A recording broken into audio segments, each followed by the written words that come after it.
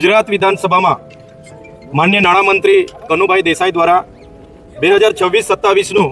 Budget રજૂ થવા જઈ રહેલું છે ત્યારે અમને આ બજેટમાં એવી અપેક્ષાઓ છે કે ગુજરાતના ખેડૂતોનું દેવું માફ થશે, સાથે સાથે ખેડૂતોને ખેતીવાડી સિંચાઈ માટે ખેતીવાડી વીજળી 24 કલાક મુક્ત આપવામાં આવશે, ઘર વપરાશની વીજળી 300 યુનિટ સુધી ફ્રી આપવામાં આવશે, સાથે સાથે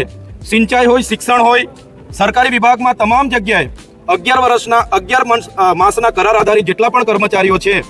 એમને કાયમી કરવાની આજના બજેટમાં જાહેરાત થશે એવી અમને અપેક્ષાઓ છે। સાથે સાથે ગુજરાતમાં જે કુપોષણ છે એના નિવારણ માટે પણ સુચારું આયોજન આજના બજેટમાં કરવામાં આવ્યું હશે। સાથે સાથે જે નર્મદા હોય, એનું જે કઢણા હોય, ઉકાઈ હોય કે જે પણ જળાશયો બન્યા છે એનું સિંચાઈનું પાણી પણ આદિવાસી વિસ્તારો સહિત તમામ વિસ્તારોમાં પૂરતું વ્યવસ્થા પ્રમાણે પહોંચાડવાનું આજના બજેટમાં આયોજન હશે। સાથે સાથે જે ગ્રામ્ય વિસ્તારમાં ઘરનું ઘર વિહોણા કેટલાક લોકો છે એમને ઘરનું ઘર મળે, શહેરી વિસ્તારની જેમ 3,50,000 એમના માટે સહાયની વ્યવસ્થા કરવામાં આવશે એવી અમને અપેક્ષાઓ છે। સાથે સાથે શ્રમિકો હોય, આંગણવાડી વર્કરો હોય, આશા વર્કરો હોય, જીઆરડીસીના કર્મચારી હોય, બધા જ લોકોને, ગુજરાતના આદિવાસી હોય, દલિત હોય, પીછડા હોય, ઓબીસી હોય, તમામ વર્ગના લોકોને આજના બજેટમાં મોંઘવારીથી રાહતનો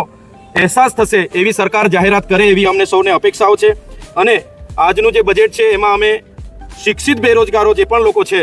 એમને પણ રોજગારી ભત્તાની જાહેરાત ગુજરાત સરકાર કરશે એવી આજના બજેટમાં અમે સૌ અપેક્ષા લઈને બેઠા છે।